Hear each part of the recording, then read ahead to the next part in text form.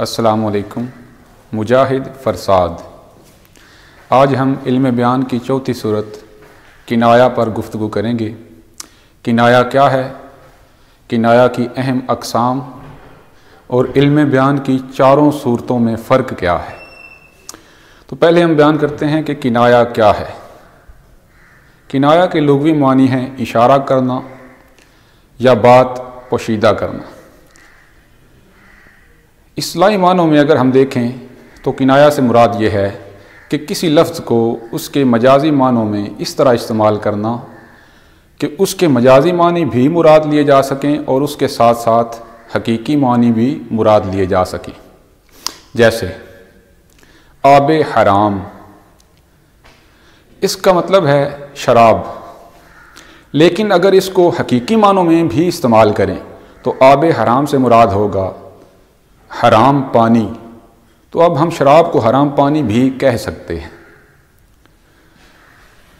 किनाया की अक़साम, किनाया की ये 6 अक़साम अहम तरीन हैं, जिनमें ये पहली दोनों ज़्यादा अहम हैं और अक्सर पेपर में यही दोनों आती हैं। पहली है किनाया करीब, दूसरी है बईद, तीसरी तलवीह, चौथी तारीज़, पाँचवीं रम्ज़ और छठी ईमा। अब हम इन सब की तफसील बयान करते हैं। किनाया करीब क्या होता है? इसमें जो मौसूफ और उसकी सिफत होती है उसमें ज़्यादा वास्ते नहीं होते और ज़्यादा गौर व फिक्र नहीं करना पड़ता, अक्ल फ़ौरन उस तरफ मुतवज्जो हो जाती है, इसलिए इसे किनाया करीब कहते हैं। जैसे दामन में आज मीर के दागे शराब है, तो इसमें दागे शराब इसको मजाजी मानों में इस्तेमाल किया गया है, यानी इसका मतलब है शराब पीना।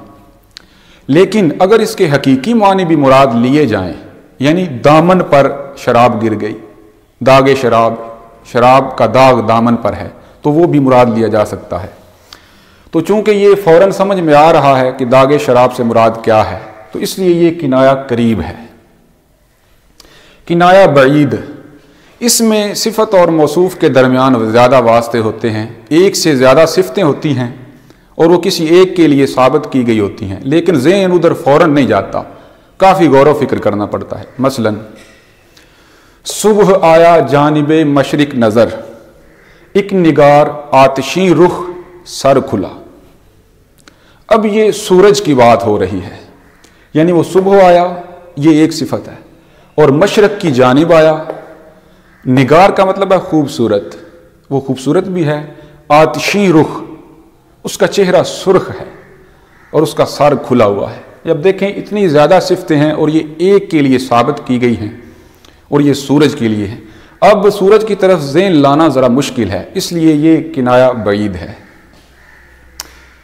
तलवीह, तलवीह का अगर लफ्ज़ी माना देखें तो उससे मुराद है दूर से इशारा करना, यानी इसमें लाज़िम व मलज़ूम के दरमियान ज़्यादा वास्ते होते हैं, सिफत और मौसूफ के दरमियान ज़्यादा वास्ते होते हैं। मसलन चूल्हा ठंडा है, अब चूल्हा ठंडा है इससे मुराद है कंजूसी, लेकिन इसके दरमियान वास्ते हैं। जैसे चूल्हा ठंडा है तो इससे मुराद है कि वो खाना नहीं पकाते, और खाना पकाने की वजह क्या है कि वो कंजूस हैं। अब इसमें 2-3 वास्ते पड़ जाते हैं, तो ये तलवीह की मिसाल है।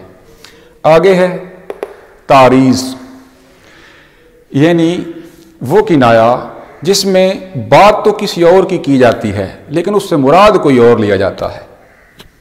मसलन बदनाम भी झूठे भी हम ही हैं बेशक, हम सितम करते हैं और आप करम करते हैं। इसमें शायर ज़ाहिरी तौर पर खुद को बुरा कह रहा है, खुद को जालिम कह रहा है, लेकिन हकीकत में इससे मुराद महबूब है, महबूब को जालिम और सितमगर कहा जा रहा है। तो ये तारीज़ है। 5वीं किस्म है रम्ज़। रम्ज़ का मतलब यह है इशारा करना। अब रम्ज़ किनाया की वो किस्म है जिसमें वास्ते तो कम होते हैं लेकिन पोशीदगी थोड़ी ज़्यादा होती है, सोचना पड़ता है। जैसे मीर का शेर है, कुछ करो फिक्र इस दीवाने की, धूम है फिर बहार आने की। اب جو بہار آنا ہے اس سے مراد کیا ہے؟ اب اس میں واسطہ تو ایک ہی ہے، یعنی واسطے کم ہیں، یعنی بہار آنے سے مراد ہے جنون کی زیادتی۔ اب واسطہ زیادہ نہیں ہے، واسطے کم ہیں، ایک ہی چیز بیان کی گئی ہے کہ بہار آنے کا مطلب ہے جنون کی زیادتی ہو رہی ہے، لیکن اس سے مراد جنون کی زیادتی ہے، یہ ذرا سوچنا پڑتا ہے، اس میں پوشیدگی زیادہ ہے اس میں۔ اب آگے ہے ایما۔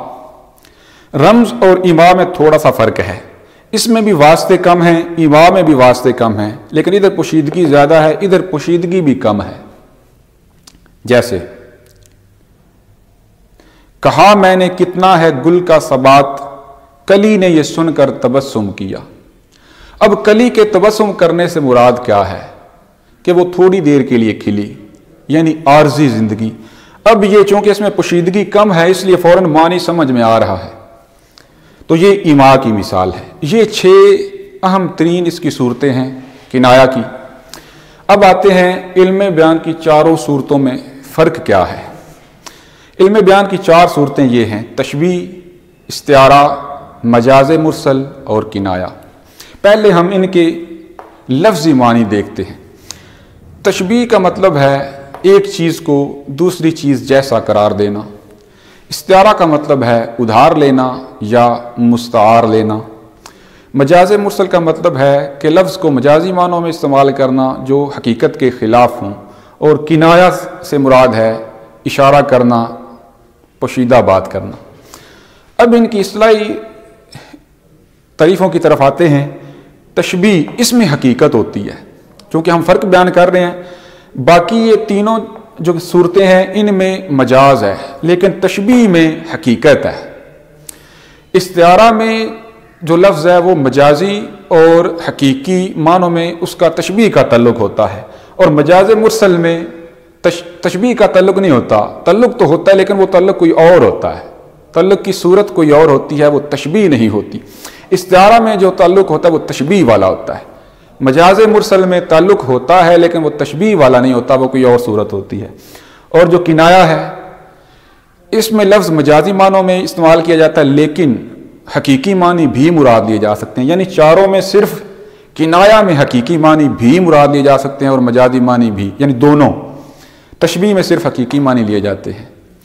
تو یہ چاروں صورتیں آج ختم ہو گئیں۔ بہت شکریہ۔